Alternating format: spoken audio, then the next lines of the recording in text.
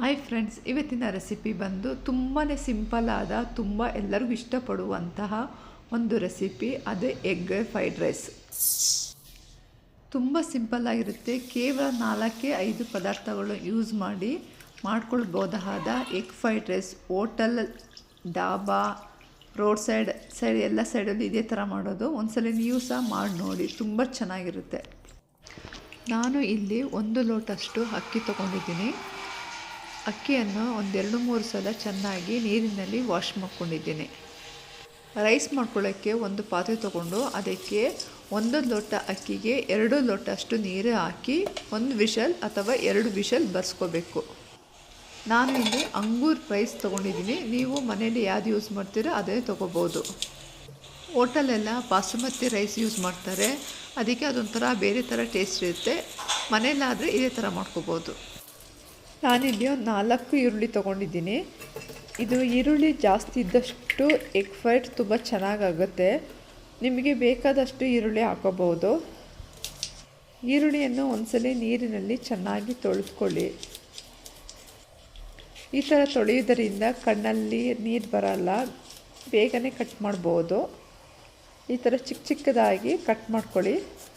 ಹೀಗೆ ಚಿಕ್ಕದಾಗಿ ಕಟ್ ಮಾಡ್ಕೊಳ್ಳೋದ್ರಿಂದ ಎಗ್ ಫ್ರೈಡ್ ರೈಸಲ್ಲಿ ಚೆನ್ನಾಗಿ ಅದು ರೈಸ್ ಜೊತೆ ಮಿಕ್ಸ್ ಆಗುತ್ತೆ. ಅದಕ್ಕೋಸ್ಕರ ನಾನು ಈ ಥರ ಕಟ್ ಮಾಡ್ಕೊತಾ ಇದ್ದೀನಿ. ನೀವು ಬೇಕಾದ್ರೆ ಉದ್ದ ಥರ ಬೇಕಾದ್ರೆ ಕಟ್ ಮಾಡ್ಕೋಬೋದು. ಇಲ್ಲಿ ನೋಡಿ, ವಿಷಲ್ ಕುಕ್ಕರ್ ಬಂದಿದೆ. ಈಗ ನಾನು ಒಂದು ಚಿಕ್ಕದಾಗಿ ಒಂದು ಮಸಾಲೆ ರೆಡಿ ಮಾಡ್ಕೊಳ್ಳೋಣ. ಒಂದು ಮಿಕ್ಸಿ ಜಾರಿಗೆ 5-6 ಹಸಿಮೆಣಸಿಕಾಯಿ ತೊಗೋಬೇಕು. ಅದು ನೈಸಾಗಿ ರುಬ್ಬಿಸ್ಬಾರ್ದು, ತರಿಯಾಗಿ ರುಬ್ಬಿಸ್ಕೊಳ್ಳಬೇಕು. ನಿಮಗೆ ಖಾರ ಜಾಸ್ತಿ ಬೇಕು ಅಂತ ಅಂದರೆ ಸ್ವಲ್ಪ ನೀವು ಜಾಸ್ತಿ ಹಸಿಮೆಣಸಿಕಾಯನ್ನೇ ಯೂಸ್ ಮಾಡ್ಕೊಳ್ಳಿ. ಮೊದಲಿಗೆ ಒಂದು ಪಾತ್ರೆಗೆ ಸ್ವಲ್ಪ ಎಣ್ಣೆ ಹಾಕಬೇಕು. ಎಣ್ಣೆ ಬಿಸಿ ಆದ ಮೇಲೆ ಆಗಲೇ ಹಚ್ಚಿಟ್ಕೊಂಡ ಈರುಳ್ಳಿಯನ್ನು ಹಾಕಬೇಕು. ಈರುಳ್ಳಿ ಚೆನ್ನಾಗಿ ಕಂದು ಬಣ್ಣ ಬರೋವರೆಗೆ ಫ್ರೈ ಮಾಡ್ಕೋಬೇಕು. ಈರುಳ್ಳಿ ಹಸಿ ಸ್ಮೆಲ್ ಹೋಗಿ ಅದು ನೀರಂಶ ಬಿಟ್ಟು ಆದಮೇಲೆ ನೀವು ಹಸಿಮೆಣಸಿಕಾಯಿ ಹಾಕಬೇಕಾಗುತ್ತೆ. ಆಗಲೇ ರುಬ್ಬಿಸಿದ್ದ ತರಿಯಾಗಿ ರುಬ್ಬಿಸಿದ ಹಸಿಮೆಣಸಿಕಾಯಿ ಪೇಸ್ಟ್ ಹಾಕಿ. ಹಿಂಗೆ ಹಾಕೋದ್ರಿಂದ ಹಸಿಮೆಣಸಿಕಾಯಿ ಖಾರ ಜಾಸ್ತಿ ಏನಾಗಲ್ಲ, ಚೆನ್ನಾಗಿರುತ್ತೆ. ಇದೇ ಮೆಥಡಲ್ಲಿ ಹೋಟೆಲಲ್ಲೂ ಸಹ ಮಾಡೋದು.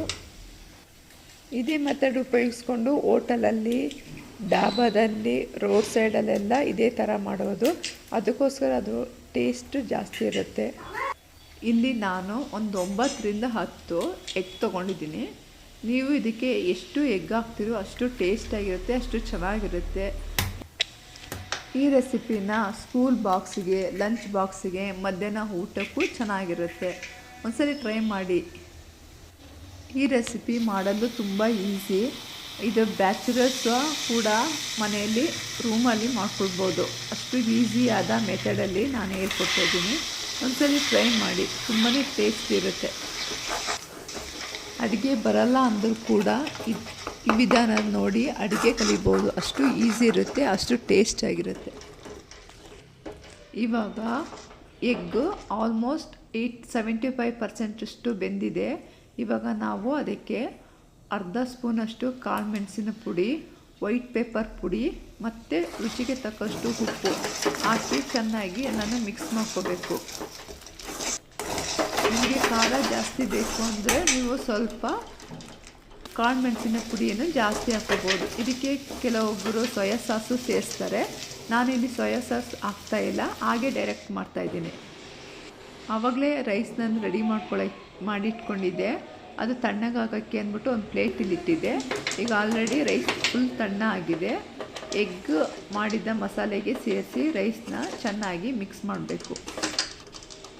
ಇದಕ್ಕೆ ಇವಾಗ ನಾನು ಸ್ವಲ್ಪ ಕೊತ್ತಂಬರಿ ಸೊಪ್ಪು, ಅದ್ರ ಮೇಲೆ ನಾನು ಸ್ವಲ್ಪ ಕರಿಮೆಣಸಿನ ಪುಡಿ ಅಂದರೆ ಕಾಳು ಮೆಣಸಿನ ಪುಡಿ ಅನ್ನು ಹಾಕ್ತಾಯಿದ್ದೀನಿ. ವೈಟ್ ಪೇಪರ್ ಪುಡಿಯನ್ನು 1 ಸ್ಪೂನಷ್ಟು ಹಾಕಿ ಎಲ್ಲನೂ ಚೆನ್ನಾಗಿ ಮಿಕ್ಸ್ ಮಾಡ್ತಾಯಿದ್ದೀನಿ. ನನ್ನ ಚಾನಲನ್ನು ಫಸ್ಟ್ ಟೈಮ್ ನೋಡ್ತಾ ಇದ್ದರೆ ಪ್ಲೀಸ್ ಸಪೋರ್ಟ್ ಮಾಡಿ, ಸಬ್ಸ್ಕ್ರೈಬ್ ಆಗಿ, ಶೇರ್ ಮಾಡಿ, ಲೈಕ್ ಮಾಡಿ. Thank you. ನೋಡಿ ಎಷ್ಟು ಪ್ಲೈನಾಗಿ ಎಷ್ಟು ಚೆನ್ನಾಗಿ ಕಾಣಿಸ್ತಿದೆ. ಮಕ್ಕಳು ಎಷ್ಟು ಇಷ್ಟಪಟ್ಟು ತಿಂತಾರೆ ಅಂದರೆ ಅಷ್ಟು ಇಷ್ಟಪಡ್ತಾರೆ ಇದರಲ್ಲಿ. Thank you for watching.